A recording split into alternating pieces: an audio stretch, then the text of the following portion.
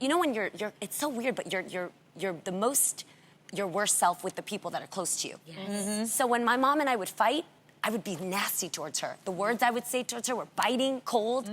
I would turn from, from sweet to just all of a sudden like just so rude and so quick to her. And she'd be like, what's wrong with you? What is it? And it took time for me to realize that I never forgave her for not believing me when I told her years ago. And I was okay with him and what he had done to me, but I wasn't okay with my mom.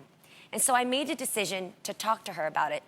And for some reason, I have this series called Hello Hanai, and I just decided, I was like, I want to talk about this because I want to, it happens in Asian families a lot, where jacked up things happen in your family, and then you don't talk about it because Asian culture, it's embarrassing to make your family seem like you guys have issues. It's embarrassing to make you guys like you have problems.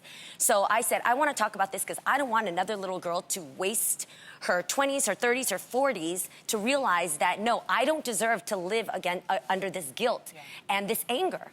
So I had that coming out with my mom, and I have to tell you, I learned that you can't erase the bad memories of your past, but you can let go of the heavy attachment to them. How did you do that? You know what? I needed to hear from my mom. I did that, and you never know. By the way, if anybody has a problem to confront something with your family member, you're doing it for you. You're not doing it for their reaction. So you have to remember the first. I knew that my mom and I can have a very fierce opinion, and sometimes she makes sense, and sometimes I'm like, I don't see it, but I get it. It's from your own understanding of whatever you're going through. But she heard me, she listened, and I just needed that. And then she said, I didn't know what to say. I was 16 when I had you. Wow. I was trying my best. So my empathy kicked in, and I understood her, and that closed the gap to make me go, my mom is human like me, and now she's learned to listen and be there for your kids no matter what. And that's what I needed.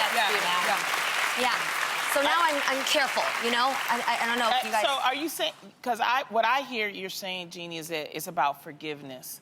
And a lot of us have an issue with forgiving. Like when you said the man, you were okay. You weren't okay with what he did. You forgave him, and you didn't let him have power over you. I didn't forgive him because I'll be honest. I released it. I Okay. let him go. I let him go as someone that I feared, and I know that I was a people pleaser up until like maybe just a couple years ago. I was like always wanting to make somebody happy because I don't want to cause strife and I don't want to seem like the unpleasant one, which I think is what kind of got me into it in the first place. And so now, I know Dr. Drew's going to watch this and call me. I know. Dr. Drew saw me on this and he was like, Jeannie, I want to talk to you. Because there is still a child inside of you, which is what... The whole inner child. But just so people know, Dr. Drew watches the show, and the last time we had this discussion, it was for something else. He reached out, and because he had my number, he said, please give Jeannie my number. Yes, he did, which was the dopest thing in Hollywood I've ever had.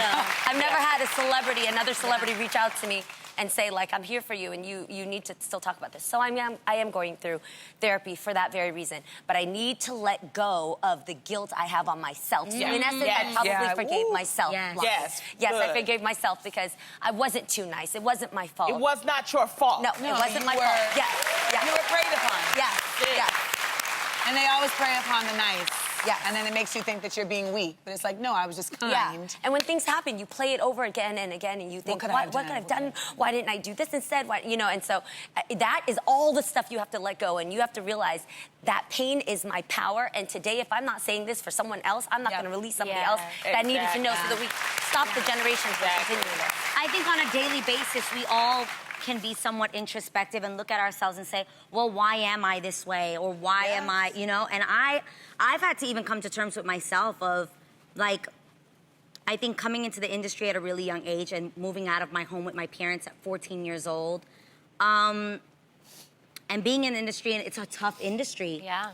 I, at a really young age, learned how to turn off.